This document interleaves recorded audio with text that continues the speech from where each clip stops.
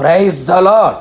అద్వితీయుడు అధిక బల సంపన్నుడైన యేసుక్రీస్తు ప్రభులవారి పరిశుద్ధ నామములో మీరు అన్ని విషయములలో ఫలాభివృద్ధి పొందుదురు గాక.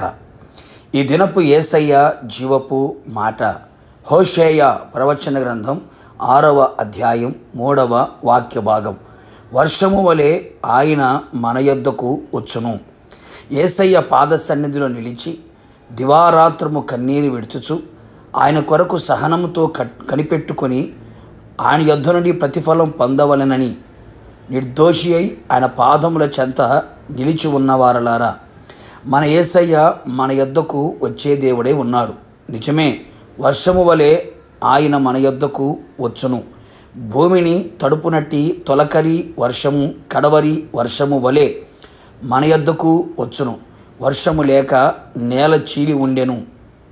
సేద్యము చేయువారు సిగ్గుతో తలలు కప్పుకొని ఉన్నారు అని వ్రాయబడి ఉన్నది కదా. అవును ప్రియులారా, వర్షము లేని కారణాన నేల ఎండిపోయెను, చీలిపోయెను, విత్తనం ఫలించకపోయెను, ఫలము రాకపోయెను. నిజమే, అనేక మంది జీవితములలో, కుటుంబములలో, సంఘములలో, సమాజములో చీలికలు కనబడుచున్నవి. సంబంధాలు కోల్పోతున్నారు. ప్రేమానురాగాలు కరువయ్యాయి. అసమాధానం, అశాంతి ఏలుచున్నది. విడిపోయిన జీవితాలుగా మారిపోతున్నారు.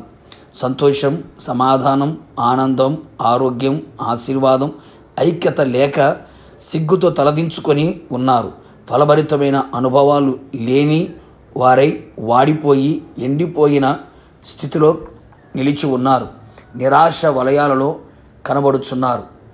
ధూళి బూర్ది అయి పారునట్లు, మంటిబెడ్డలు ఒకదానితో ఒకటి అంటుకొనున్నట్లుగా ఆకాశపు కలశములోని వర్షమును కురిపించువాడు ఆయనే. వర్షము వలె వచ్చువాడు ఆయనే.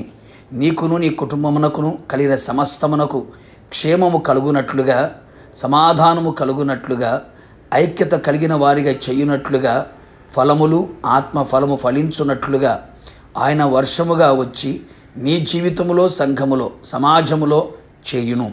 నీ ఆశలు చిగురించున్నట్లుగా నీకు నిరీక్షణ కలుగు చేయును. దీవెనకరమైన వర్షములు కురియును. వర్షము వలె ఆయన నీ యొద్దకు వచ్చి నిన్ను దీవించును. దీవెనల చేత తృప్తి పొందునట్లుగా చెయ్యును. పట్టజాలంత విస్తారమైన దీవెనలు, మెండుగా దీవెనలు నీకును నీకు కలిగిన సమస్తమునకు దయచేయును.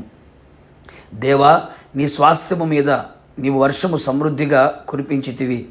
అది అలిసి ఉండగా నీవు దానిని బలపరిచితివి. అవును ప్రియులారా, ఆయన పేరు పెట్టబడిన ఆయన జనులు, తన స్వరక్తముతో సంపాదించుకొనిన ఆయన ప్రజలు ఆత్మీయంగా, శారీరకంగా, మానసికంగా అలసి ఉండగా, రకరకాల పరిస్థితుల వలన బలహీనపరచబడి ఉండగా వర్షము వలె ఆయన నీ యొద్దకు వచ్చి నేను బలపరచునుగాక, బలవంతులుగా చేయునుగాక, ప్రతి బలహీనతను తొలగించి నిన్ను ఉజ్జీవపరచునుగాక.